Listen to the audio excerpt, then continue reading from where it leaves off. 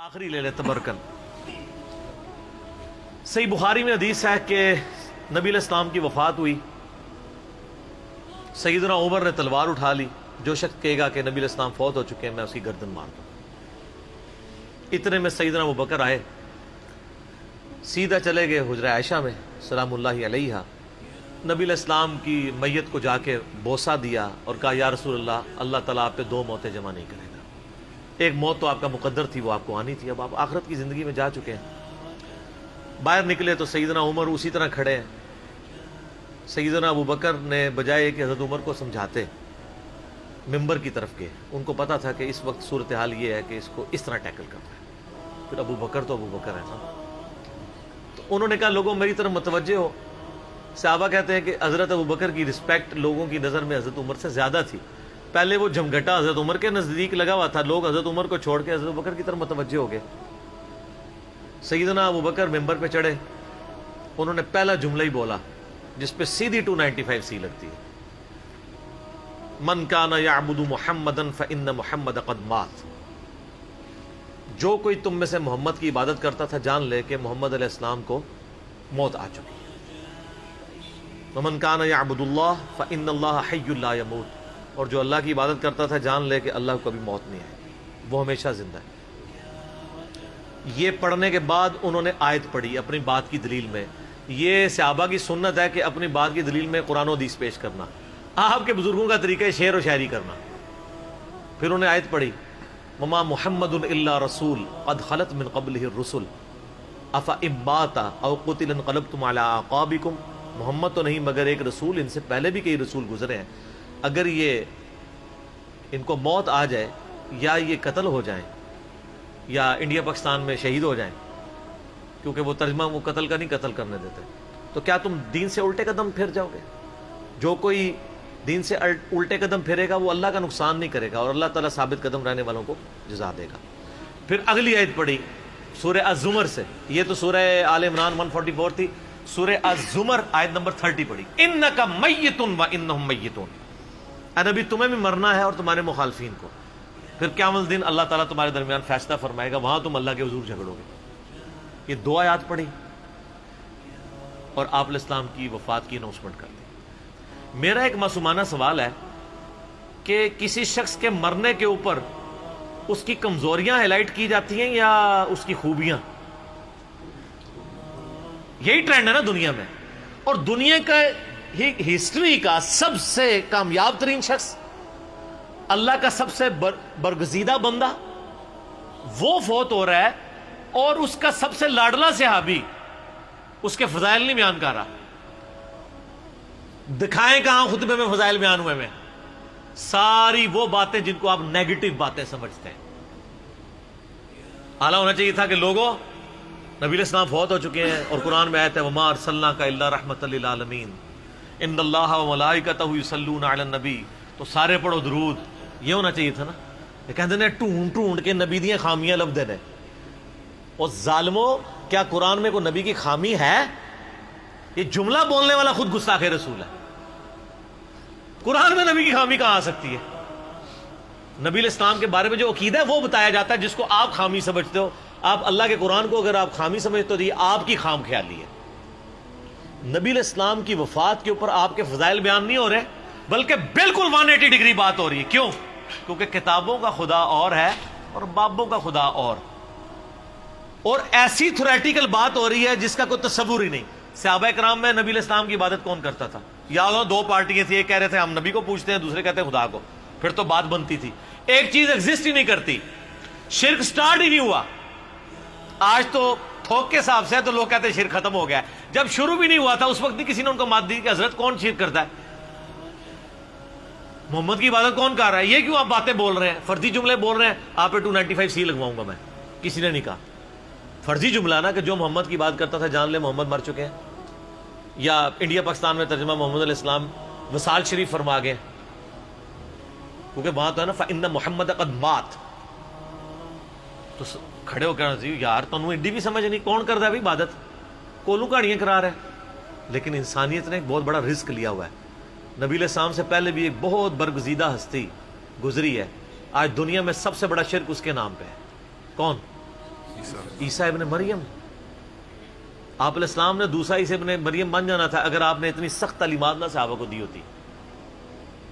ظاہر ہے جن صحابہ کے سامنے تھا کہ جامعہ ترمذی میں حدیث ہے, انس ابن مالک کہتے ہیں ایک شخص ہم میں آتا تھا اور ہم اس کے استقبال کے لیے کھڑے نہیں ہوتے تھے, حالانکہ ہم اسے سب سے بڑھ کے محبوب سمجھتے تھے اپنے لیے, اور وہ محمد رسول اللہ تھے, کیونکہ ہم سمجھتے تھے کہ آپ صلی اللہ علیہ وآلہ وسلم اس چیز کو برا مناتے ہیں.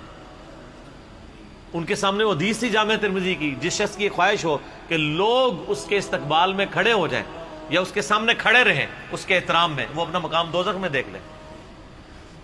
تو جس نبی نے یہ تعلیمات دی ہوں وہاں پھر یہ اب مولویوں کے آنے کے اوپر نعرے مارنا, آپ دیکھ لیں. میں آپ کو سمپل بات بتاتا ہوں, کسی شخص کا ایمان چیک کرنا ہے نا, یہ جب مسجدوں میں مولوی پیر آ رہے ہوتے ہیں نا, آپ سب سے آگے بیٹھے اور ان کے استقبال میں کھڑے نہ ہو تو پتہ چل جائے گا. اس کے ماتھے میں بال آ جائے گا, اس کے مریدین کیا آ جائے گا. تو نبی علیہ السلام تو کھڑے نہیں ہونے دیتے تھے, اور اگر وہ کہہ رہے کھڑا کیوں نہیں ہوا تو اس کا کیا مطلب ہے, اس کی خواہش ہے, تو بس گیا دوزخ میں. سیدھی سی بات ہے. میں نے تو نہیں آج تک کسی کو دیکھا کہ وہ آگے اناؤنسمنٹ یہ کرے کہ جی آپ اناؤنسمنٹ کریں میرے استقبال کے لیے کھڑا نہیں ہوگا. یہ تو ضرور کہتے ہیں آپ کھڑے ہو کے دونوں ہاتھ اٹھا کے استقبال کریں, یہ ضرور ہوتا ہے.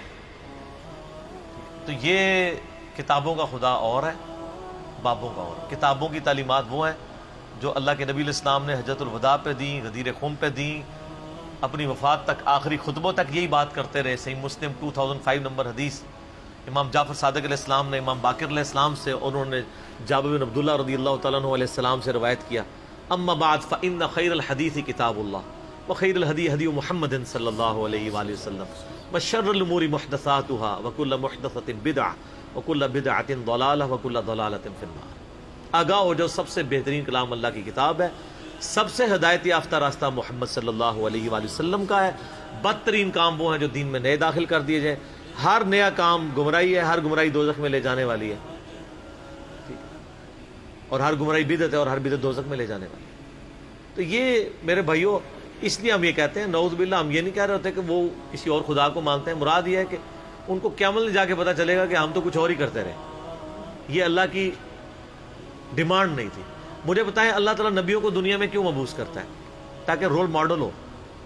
ورنہ اللہ تعالیٰ کے ساتھ جو غلط عقیدے لوگوں نے وابستہ کیے ہیں نا, کیے پوری نیک نیتی کے ساتھ ہیں اور اللہ کی محبت میں کیے ہیں, لیکن رول ماڈل اگر نہیں ہوگا تو ہر شخص اپنا عقیدہ بنا لے گا.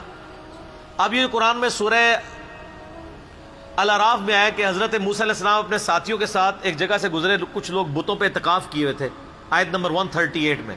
تو انہوں نے کیا کہا, حضرت ہمارے لیے بھی آپ ایک بت مقرر کر دیں اللہ کا, کہ ہم بھی تھوڑا دھیان کر لیں. تو یہ اللہ کی نفرت میں انہوں نے کہا تھا کہ اللہ کی محبت میں.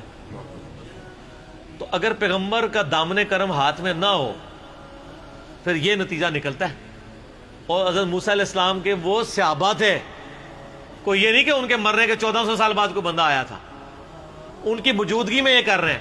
حضرت موسیٰ علیہ السلام کو غصہ آیا, انہوں نے کہا کہ اے اللہ میں اس جاہل قوم سے تیری پناہ میں آتا ہوں. اندازہ کریں. تو اللہ کی محبت میں اگر آپ پیغمبر کو چھوڑ کے کوئی اور راستہ اختیار کرتے ہیں نا, وہ ریجیکٹڈ ہے. اللہ تک پہنچنے کا ذریعہ جو راستہ ہے وہ صرف نبی کا پیٹرن ہے. اسی لیے اطاعت رسول کی بات ہے کہ رول ماڈل آپ کے سامنے ہو. یہ نہ ہو کہ آپ اللہ کی محبت میں کچھ ایسی چیزیں منسوب کر دیں اور پھر وہ جناب یہ مثنوی مولانا روم کے اندر یہی کچھ تماشے لکھے ہوئے ہیں. کوئی جی موسیٰ علیہ السلام, ایک بندہ تھا, اس نے موسیٰ علیہ السلام کو جو ہے وہ اللہ تعالیٰ نے فرمایا موسیٰ تجھے میں ایک بندے سے ملاقات کراتا ہوں, بس کہانیاں بنائی ہوئی ہیں. تو اللہ تعالیٰ نے موسیٰ علیہ السلام کو کہا جی مجھے انسانی گوشت چاہیے. دیکھو اللہ نے انسانی گوشت کیا کرنا ہے, جہاں پہ قربانی چاہیے تھی وہ قرآن میں آ گئی ہے بیٹے کی, اور وہ بھی بیٹا قربان نہیں کروایا, وہاں پہ بھی ایک جو ہے مینڈا ہی آیا تھا. تو حضرت موسیٰ علیہ السلام لوگوں کے پاس گئے, کوئی بھی گوشت دینے کے لیے تیار نہیں ہو رہا.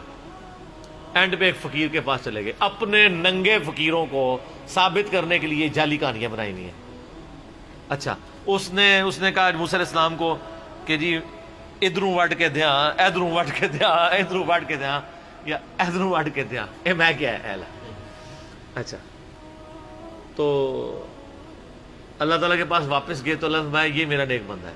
موسیٰ تو بھی تو انسان تھا, تو نے اپنا گوشت کیوں نہیں اتار دیا؟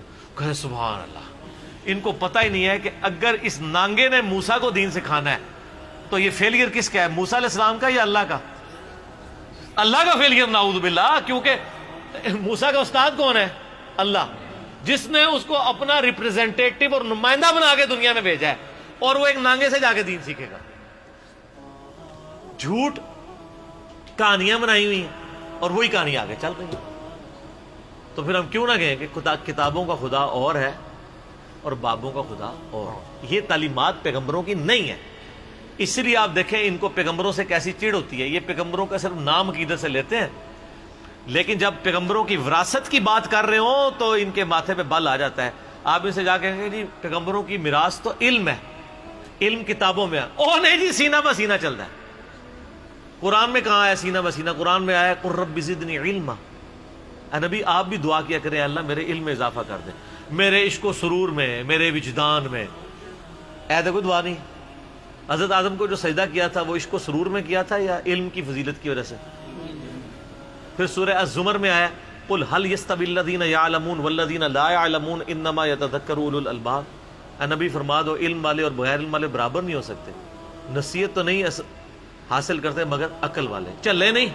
اور یا وہ کہتے ہیں عقل دے چلے عشق دے چلے، نمبر رہ گئے عقل والے اونجی عمرہ گالیاں۔ یہ عقل والا کس کو کہہ رہے ہوتے ہیں؟ پیغمبروں کے ماننے والوں کو، اور بابوں کے ماننے والوں کو یہ کہہ رہے ہوتے ہیں عشق والے۔ تو سر آپ بابوں کے ساتھ رہیں، ہماری دعا ہے کہ آپ کا حشر آپ کے بابوں کے ساتھ ہو، اور اپنے لیے دعا ہے کہ ہمارا حشر نبی صلی اللہ علیہ وسلم ان کے صحابہ اور اہل بیت کے ساتھ ہو۔ آمین ثم آمین۔